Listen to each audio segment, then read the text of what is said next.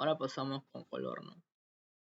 Es una de las características que guarda relación directa con la temperatura, la dinámica de los elementos y la movilidad del agua en el suelo. El contenido de materia orgánica, la cantidad de organismos, la evolución de los suelos.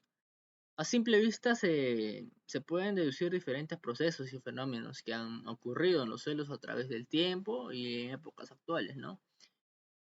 Y el color del suelo puede darnos muchas pistas, ¿no? Acerca de su contenido.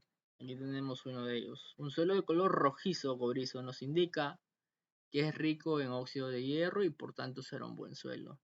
Y si el color es marrón, claro, seguramente no sea muy rico. Y si encontramos un suelo grisáceo, lo más probable es que sea calcáreo o pobre en hierro.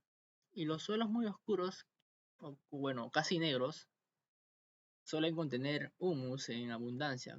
Como regla general, podríamos decir que cuanto más oscuro es el suelo, más riqueza posee en minerales o en materia orgánica. Ahora pasamos con la temperatura. Está directamente asociada a la temperatura de la atmósfera porque el suelo es un aislante flujo de calor entre la tierra y sólido y la atmósfera.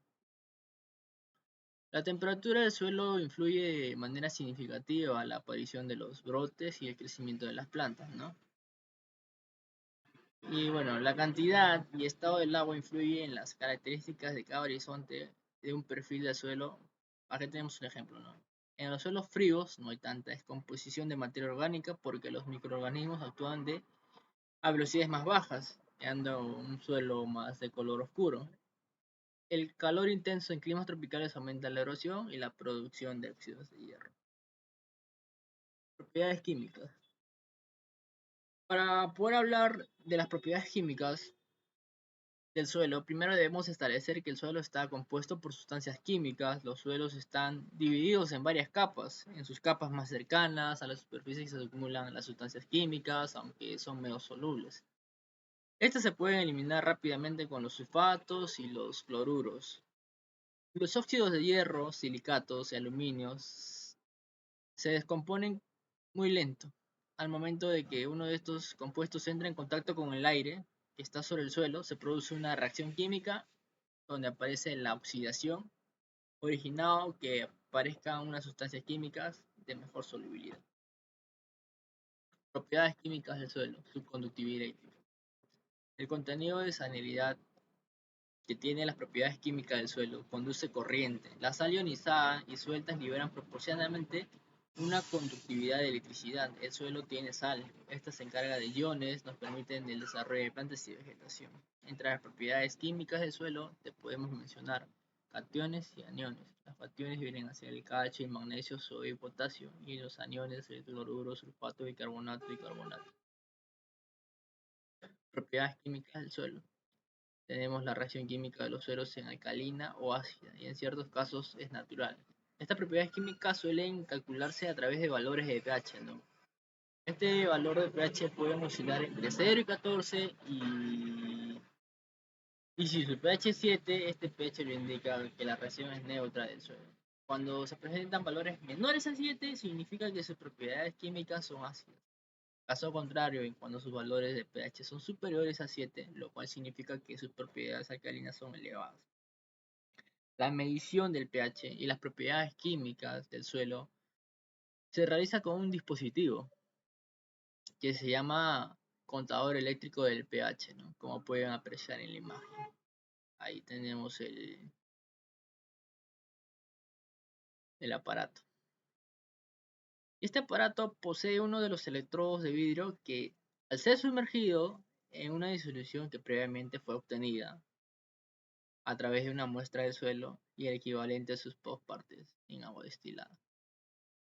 Aquí todos se preguntarán, para que el agua sea potable, ¿a qué equivalencia debe estar, no? O sea, ¿a qué equivalencia puede estar el pH, no? Para que el agua sea potable o para que sea apto para el consumo humano, el pH debe oscilar entre el 6.5 y 9.5 para que así sea aceptable, ¿no? Para poder nosotros consumirlos. Los valores del pH en el suelo. El valor del pH en el suelo tiene muchas variantes. Estas cambian según el clima y condiciones geográficas del suelo, ¿no? Pero en caso de estanques donde existen suelos y estos estará bajo el uso o contacto con seres humanos, es recomendable tener un control de su acidez. Estos estanques no pueden tener ni muchos valores alcalinos ni muchos valores ácidos. Y aquí tenemos la clasificación de la salinidad, ¿no? Salinidad. Los suelos guardan ciertos niveles de salinidad y en esta clasificación genera un nivel de carga de conducción de electricidad del suelo según sus niveles. Aquí tenemos niveles, ¿no? De la salinidad. Pueden ver fuerte, mediana, ligera, salino, normal y menor. Ahora aquí pasamos con la conductividad. El valor salino es una solución, se detecta calculando con conductividad de la electricidad de la solución a través de la fuente. El contenido total de las sales se calcula con gramos, litros. Clasificación de los suelos. Para determinar la clasificación de los suelos es necesario conocer que existen diferentes valores según el valor de su pH. Esta variación puede estar entre 0 y 14. En nuestro ecosistema los valores pH de los suelos suelen estar entre 4.5 y 10. Y así dejamos un breve clasificación que están establecidos sus valores según su pH. Aquí pueden apreciar, ¿no? De 4.5 es extremadamente ácido, de 4.5 a 5.5 es fuertemente ácido, de 7.4 a 7.8 es mediamente básico y de 8.59 es ligeramente alcalino. Propiedades del suelo limoso. Muchos preguntarán qué es el suelo limoso. Bueno, aquí vamos a explicar. Tienen efectos de rechazo y una mala reacción, ¿no? Sus propiedades químicas son muy escasas, no tienen coloidales y a duras penas logran formar agregados. Este tipo de suelo es escaso y difícil de conseguir. Sin embargo, en los lugares donde está presente, las posibilidades de que él sirva de sustento para la vegetación o producción de algún alimento es prácticamente nula, ¿no? ¿Cuáles son las del suelo arcilloso? Dice. Tienen dificultades con la fusión y su estructura. En ellos es poco probable que pueda crecer vegetación. En cuanto a las propiedades químicas del suelo, estudios han reflejado que su capacidad de intercambio catiónico tiene sus variantes.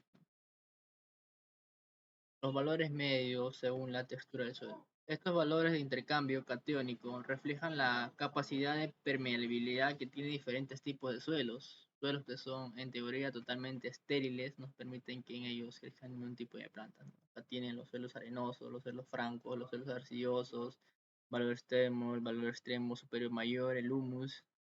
Y por último tenemos las propiedades biológicas del suelo, ¿no? Cuando establecemos las propiedades químicas del suelo, debemos dejar claro que su grado de salinidad y pH afecta no solo las estructuras que deseen construir para el uso del hombre, ¿no? Su composición afecta también el crecimiento de la vegetación y los cultivos que se busquen sembrar en sus suelos. Si el grado de pH está entre 6 y 7 y su valor es adecuado para aportar nutrientes a las plantas, en cambio si el valor del pH es inferior a 5.5, los microorganismos se producen con facilidad, lo que reduce la posibilidad de que aparezcan algún tipo de vegetación en los suelos.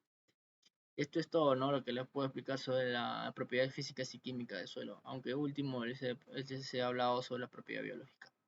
Muchas gracias.